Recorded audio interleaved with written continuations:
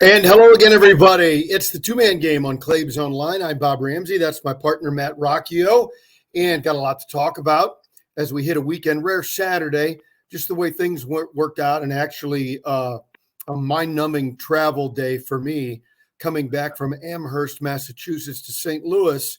It was a long day. So anyway, enough of that. Nobody cares. Let's get right to it, Rock, where the Billikens went and played currently the last place team in the Atlantic 10 in Amherst against UMass, and quite frankly, spit the bit. That's a game you got to win if you have designs on the regular season title, in my opinion. Yeah, we talked about it a lot in the last few episodes about how much that really is a must-win game, even though it's a tough travel bid. It's an away game.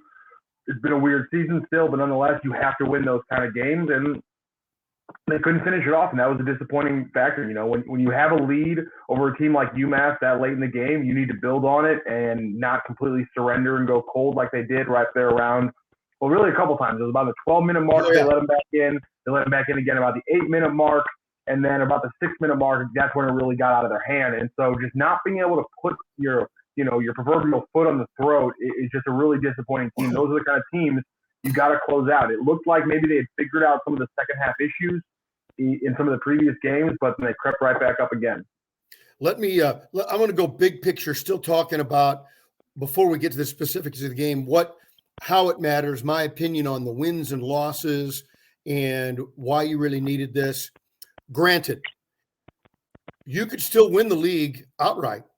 You know what I mean? It's only 2 losses out of an 18-game league schedule, right? But if you look at what it normally takes, the normal, figuring who's going to win, who's going to lose. However, what we have learned, any single game is not necessarily an indicator of how the rest of your season is going to go. I think we can all agree with that. I think when you look at how they played against Auburn, and now you look at an Auburn team, I think it's pretty easy to say that one game cannot be extrapolated to other big parts of the season. Yeah, and then the other thing is, but it still matters. Yeah. It's a bad loss, and whether you're trying to get a seeding in your own tournament, more importantly, trying to get to the NCAA tournament or the NIT, that's a bad loss that's on your record, and no matter what, you could win the rest of your games, and that'll still be a blemish that will be noticed. Now, if you won the rest of your game, somebody'd say, well, they had a bad night. But what are the odds of any team in the country winning the rest of their games? Not very good. So as you try and put it into perspective, it's a bad loss. You must recover from it. And I think now, let's you and I get into the game. And what are the things that, in our view, must be learned from that loss? 2 big things that jumped out to me. One of them is X's and O's. One of them is a little bit, wider lens. And the wider lens one, right off the bat, is probably the thing that was most obvious if you even just took a look at the box score. Right out of the gate, flat-footed defenders constantly throughout the game. And that's how and Travis Ford said it after the game, you get 26 fouls because you're lazy and you're out of position.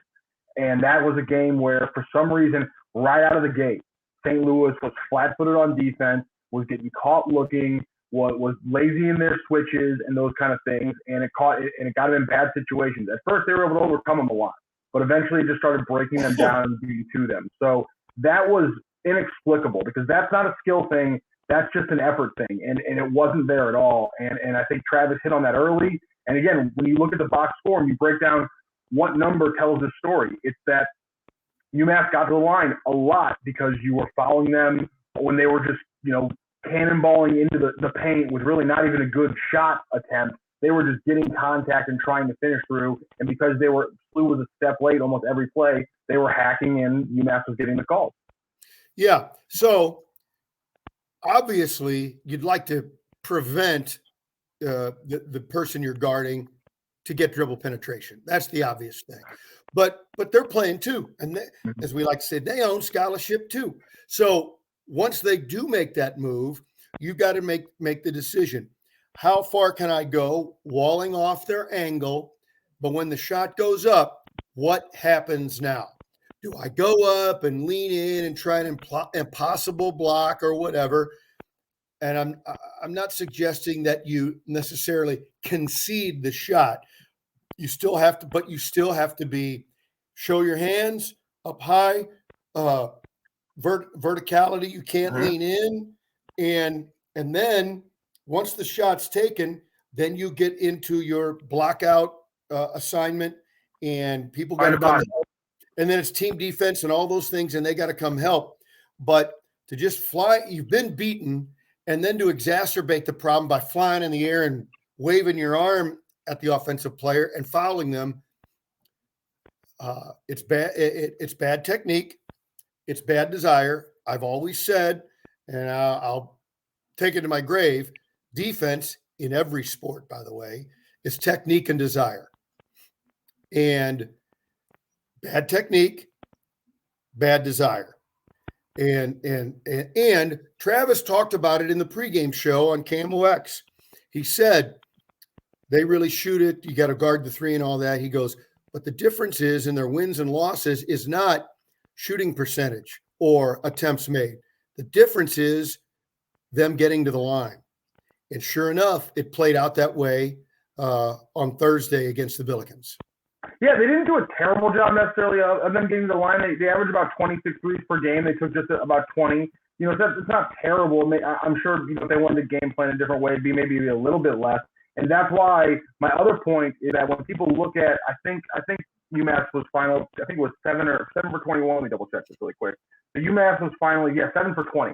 So you see that, you say that's not too terrible, but almost every single one of those made threes was off of a switch where for some reason throughout the entire game, St. Louis was switching the big man onto the ball handler on screens, and UMass was taking advantage of that every time. And there was a couple times where Lucina Traore got exposed, but there were a bunch of times where also Frank Okoro got exposed. So that was disappointing in that it happened literally on the very first possession of the game. They switched off and they got an open 3-point shot. And then for one of the backbreaking moments, I think to put them up about 70, I think it was to put them up 68 or 69, 61, was a three where they got a switch, a quick dribble.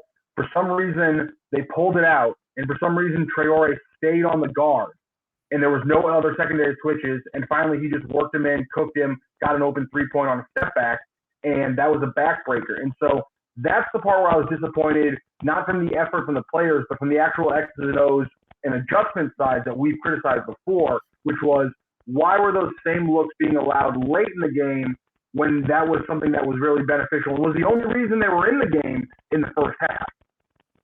Well, I'd like to talk about why. First of all, I want to credit UMass for being patient. Most of the game, not all the game, but most of the game, the Billikens were switching on all screens. Mm-hmm. And that's fine until they're patient, and UMass is patient enough to get the matchup they want. Yeah. And then once they do, you're like, uh-oh, now what? So, but if you felt like that was your best chance and you go back to, getting over screens and all that, do you feel like you're more likely to get fouls that way? That'd be interesting to talk about, Travis, after the fact, after they looked at video on the flight home and try to figure those things out. We'll see that on Sunday, and we'll talk about that in a few minutes. So that's going to be real interesting. And I think, but what's funny is I think for the most part, and no game plan is ever perfect, switching it over, I thought the Billiken offense is starting to look like they're figuring things out with their personnel.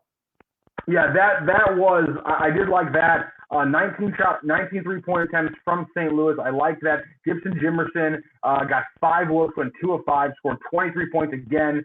His ability to find his shot, again, he's getting more and more comfortable with attacking in paint, finishing in the paint, finishing against contact, finishing over outstretched arms, and finishing over contact. He's getting better at all those little parts about being a scorer. And he's not having the game. He hasn't had a game where he's really struggled in the last 3 or 4 outings, and he's been scoring pretty efficiently. So I love to see that. I really didn't see a ton of instances this game where he clearly should have had a 3-point attempt that he didn't take, or the offense missed setting him up. And that was something that I liked, because it seemed a lot more in the flow than I've noticed in past games, specifically just his 3-point looks. This comes under the Rammer is greedy department. I saw 2 that he passed up and 1 that Rashad Williams passed up. Rashad came off the bench. He was 1 for 4. And Williams passed up a 3-point look? What's that now? Did Rashad Williams pass up a 3-point look in that game? It was a semi-transition. They were back, but everybody was moving down the floor. The first pass to him, quick, and this is how it looked. And it was right in front of me. I could be wrong, but, I mean, it was 15 feet from me, right in front of me, courtside.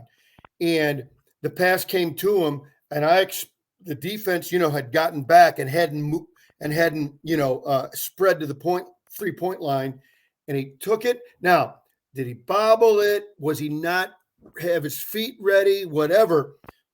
Bobble, that's a physical mistake. Okay, but I didn't see the bobble. He didn't come down the floor thinking, I got to be ready to shoot. That's unacceptable. Shooters got to always be ready to shoot. He got it and looked and gave it right back.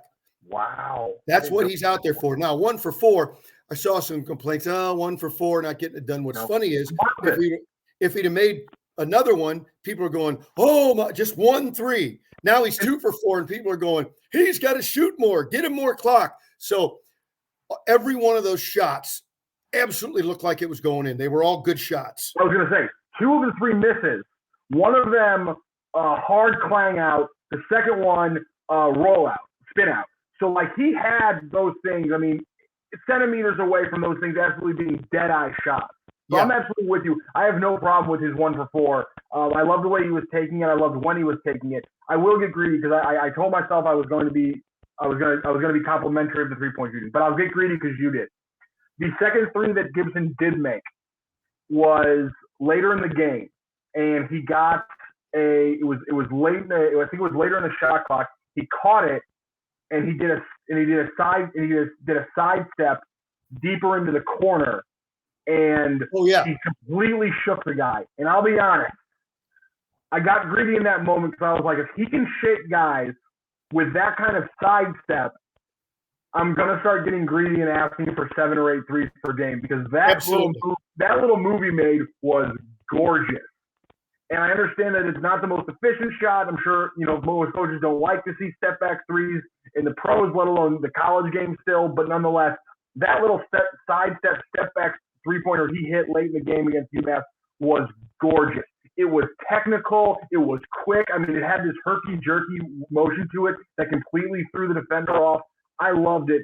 That's where I'll get a little greedy. If he has that in his repertoire, I have no problem seeing it earlier in the shot clock in transition throughout the game. If that's in his repertoire, shoot the ball, big man. Let's go.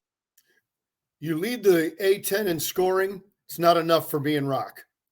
No, apparently not. We are. Yeah, that's the definition of greedy. We want more. But you would think that's what a shooter loves to hear. Okay, I'll shoot more. It's great. No, he's over here like, guys, I am doing my best. I'm icing my shoulders after these games. What do you want from me? 23 points. Come on, Gibson, get it going. Now, one more aspect about this game, and I'm being a little bit hopeful, but I really do think it's time. Not just because I think it's time, because of the last couple of performances I've seen. If we agree, and I think we do, and I think Travis agrees with us, that there's something in team leadership that seems to be missing. Yep. And 6 hours in the Detroit airport, Earl Austin Jr., my broadcast partner, and I talked about it ad nauseum. What else are you going to do? If you go through all the players, the guy that seems most likely and most qualified to be that leader is Fred Thatch Jr. Mm-hmm.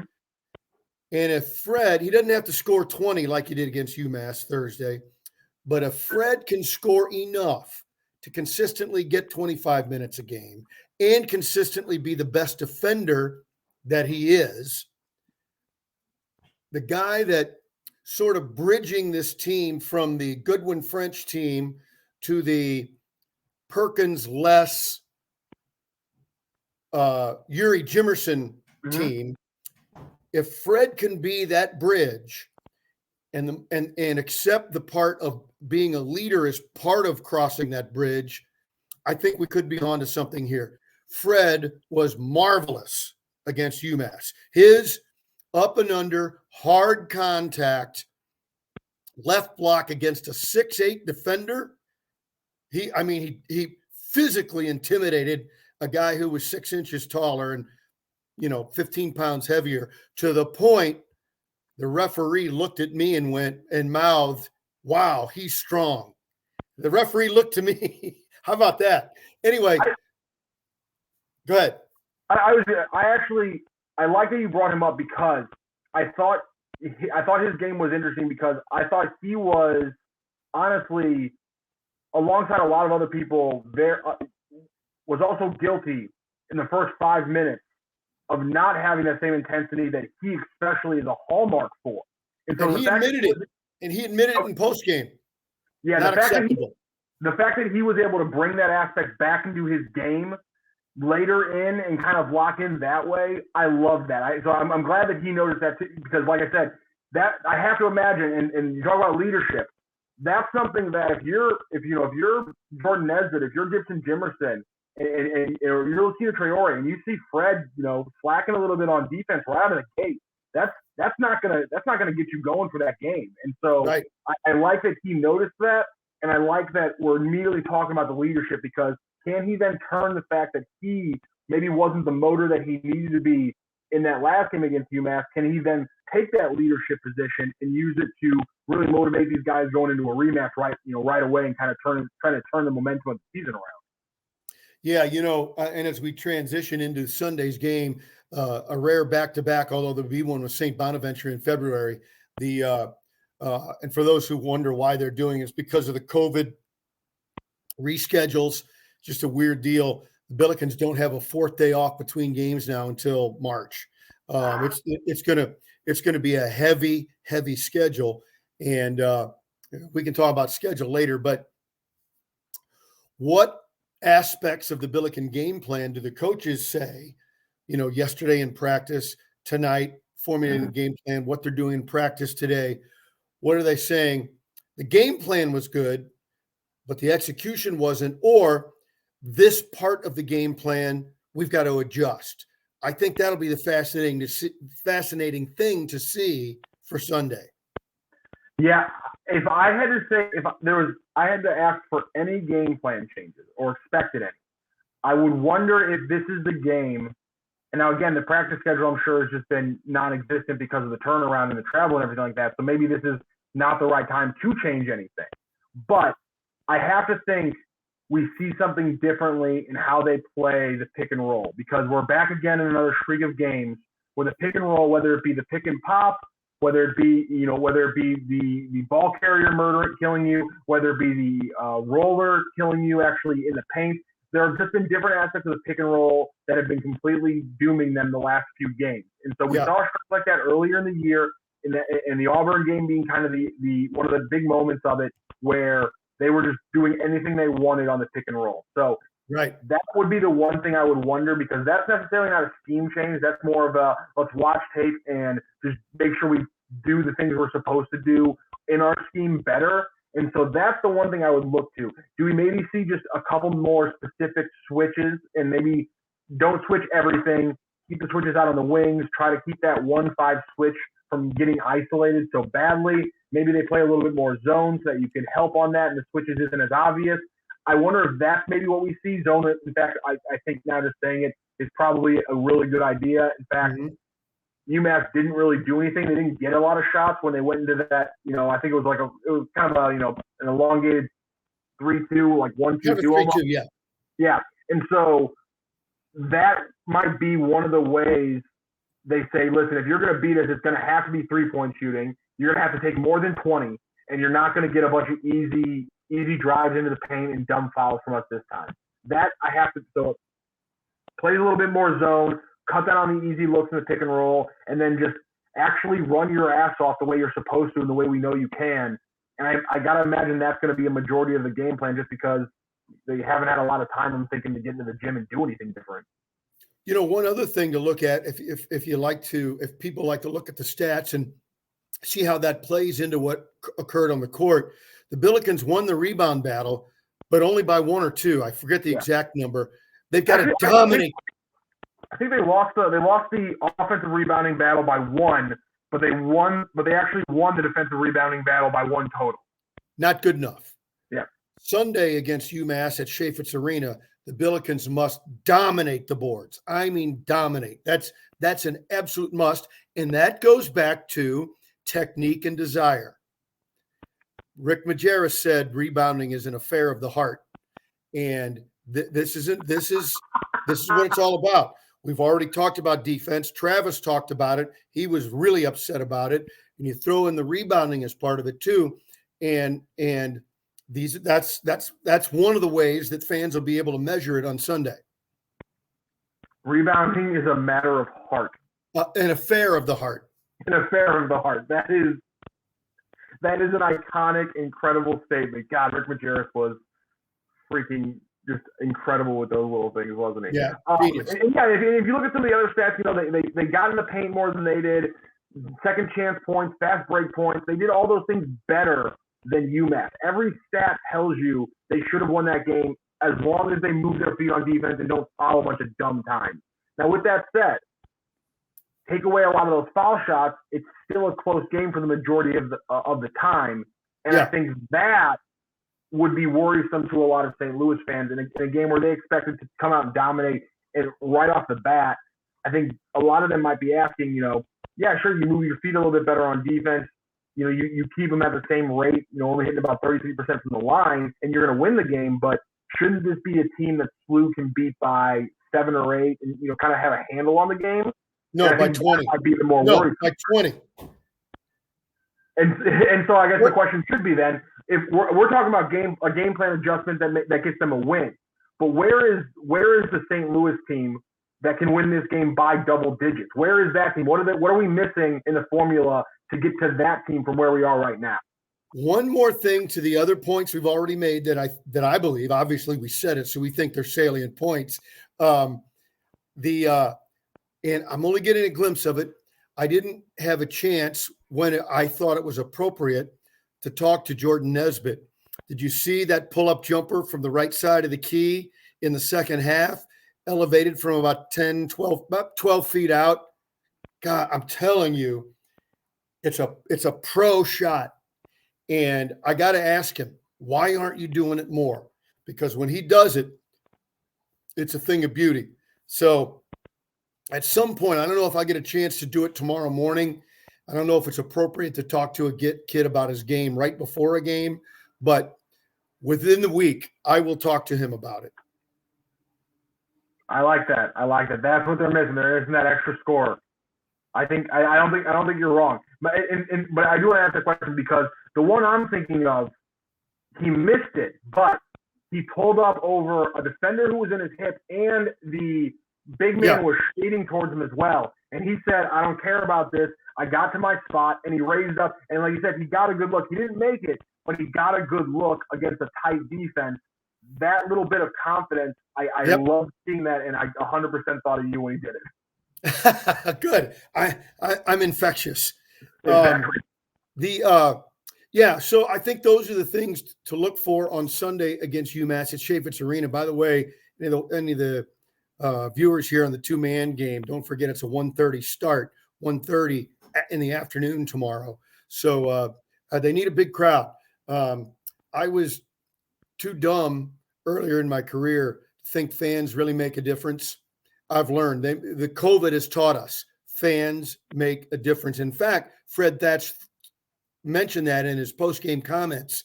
So if you're a Billiken fan, you need to be at Chaifetz Sunday afternoon. Not going to be snowing. You have nothing else to do. Come on in.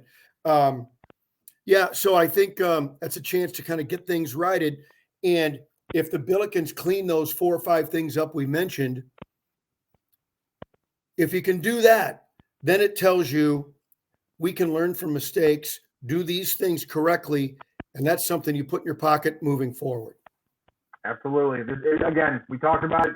It's just because they lost the first one doesn't mean you got to throw the baby out with the bathwater. Win this game. Put another W on the list and move on. Put a bad loss against you and show out and win this game like you should. So, Rocc, let's flip to the pro game a little bit. Get your thoughts. Kind of a big weekend. Teams are. It looks like COVID is rampant in all sports. Every league, every city, every country has a little bit different protocol. Teams are trying to deal with that. It affected our guys with the Memphis Grizzlies. Desmond Bane missed last night. The Grizzlies won anyway. And so what are you seeing? It's almost like as they start to head to the All-Star break, sort of, okay, we're figuring out who we are, because when we come back from that break, we'll let's put the whip to things and get that second half run going. Yeah, and the fact that Dylan Brooks, another one of their great guards, this is a guy who averaged, 18 points last year, 17 points before that. I mean, he's a damn solid player, and so not having him for a lot of this run only kind of makes him more impressive and only get you more hype looking forward. I mean, that game last night from Ja Morant against the Nuggets, 38 points. He was a maestro. I mean, that's an understatement for how incredible he is. He had a couple of thunderous dunks, and he's one of those guys where you don't talk about it because in the league with Kyrie Irving and Steph Curry and Chris Paul, it's the NBA basketball. It's the NBA. There's a lot of guys who can just handle the ball like it's nothing. Yeah. But Ja Morant has such an incredibly tight handle, and his ability to find his spot because of that. I just don't think people expected that from him coming out of Murray State, to be able to find his shot like this in the NBA. I think a lot of people thought, he'll have to, find his, his looks going over screens and stuff like that, getting guys, one step slower and stuff like that. They knew he was a thunderous athlete, but I don't think maybe people thought he had the handle to constantly be able to lose defenders and find those open spots. And then obviously his athleticism, when he gets an open look at the hoop, is completely different. That's why I think every time I watch him, I see Derrick Rose with a better shot. I see Derrick Rose like as a better fundamental and efficient basketball player. That's what I see every time I see Ja Morant. He's that good, and the more he puts an effort on defense, the more I think that comparison really rings true for me. A lot of people want to say Russell Westbrook, but I see Derrick Rose, young Derrick Rose, before everything obviously went bad. Knock on wood, that doesn't happen to our man Ja Morant. That's what I see when I see Ja Morant. I think last night was a very, very typical game from him now in a way. And I say that again, 38 points isn't typical, but he's a winning player. He deserves to be in the MVP conversation because he is the best player undoubtedly on a team that is top 5 in the NBA right now. So he deserves to be in that conversation. Draymond Green got asked the other day, does he deserve to be most improved player? He said that was dumb. He needs to be in the MVP conversation. Why not both? But still, I think his message was right. Speaking of Green and Golden State, they win, but it's really with Draymond Green. They needed a glue guy award. I've used that term a lot for those who love St. Louis U basketball history. Guys like Luke Meyer, who played for Rick Majerus, and Chris Sloan, who played for Charlie Spoonhour and Lorenzo Romar. You can go back through history. Guys that don't, aren't scoring 15, 18 points a game or getting a dozen rebounds, but they're the guys that just sort of make it go. The glue guy. Anytime we mention glue guy, we should just always, for somebody, we should say he's the Draymond Green of that team. Well, Draymond Green is the ultimate glue guy in the history of basketball. You know what you get when you get a guy who's an offensive glue guy and a defensive player of the year candidate on the other side? That's what we call a Hall of Famer. I have no problem with saying that. I want to get your opinion really quickly before we close out here about the Lakers. They won last night. LeBron had a huge game. That's all well and good. But as someone who's not as locked into the ridiculousness of the everyday NBA schedule, how do you view this current Excuse me. Swallow a fly? How do you view? Yeah, that's LeBron getting me. How do you view this current storyline with the unrest with Frank Vogel, the fact that he's quote unquote coaching for his job on a daily basis, and then the aspect with Russell Westbrook being to be benched because he's not good anymore?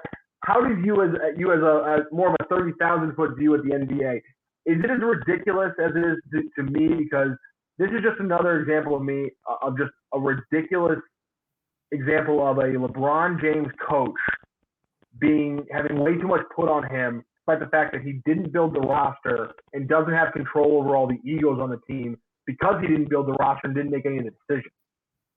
It's funny. Fans and media, we always talk about, when you talk about a Hall of Famer or one of the all-time greats in any sport, you say, some people would say, well, yeah, you should consult this guy, whether it's Tom Brady or LeBron James or Albert Pujols and that sort of thing, bringing them into the decision-making. We've built this team around you. You're one of the all-time greats. But where do you cut that off and say, no, we consult with you because we respect you and we've built around you, but we're the ones making the decision. When you start signing the paychecks, that's when you get to tell everybody else. But most of those types, and I mentioned some names, I should have just said those types of guys, but most of those guys, when you say, okay, you're a player, but you're also the team president, have at it. Most of them would go, and their agents, oh no, I don't want any of that. They want it. They want it both ways, and I think it's unrealistic. And if you don't have a strong owner, president, depending on the organization of a given club, to have a good relationship with that superstar and good enough that you can tell them no. If you don't, what you get is the Lakers. Yeah, and you know what? That's a good point. Maybe Frank Vogel should be, fired because he hasn't handled the egos correctly. And, people say Phil Jackson. Phil Jackson had an offensive coordinator. He had Tex Winter, the guy who actually coordinated the triangle offense. And then Phil was there to be the Zen master and coordinate all the egos. And so maybe that's where Frank Vogel has made the mistake, is that he's not coordinating those egos. But do not tell me Frank Vogel gets fired because the Lakers aren't a good offense or the Lakers aren't trying on defense or the scheme's wrong. Because that's just, that's like our friend Brian McKenna saying, that's just, pissing on my back and telling me it's rain. That's just, don't lie to me like that. Then we know the reason he got fired is because LeBron wanted a team. That team is inherently flawed. And because Frank Vogel couldn't figure out how to get Anthony Davis to play the five consistently and with the effort he needed to, and he couldn't figure out how to get Russell Westbrook to play more efficient basketball because he couldn't get those messages across, he's going to get fired. But again, I think it's another situation where LeBron's been, like you said, kind of the behind-the-scenes GM. Here's the thing. Let LeBron make the mid-season decision. Let him bring in the Richard Jefferson or the J.R. Smith when you need a little bit extra shooting because the roster, needs a little bit extra oomph at the 45-game mark. Let him do that. He's great at that move. He'll find some random veteran who's going to play for the, mid-level exception and going to randomly hit 42% of his threes in a playoff series. He's great at that. But the off-season move when he's building the team for the whole wide scope, it has too little shooting and it's old as hell.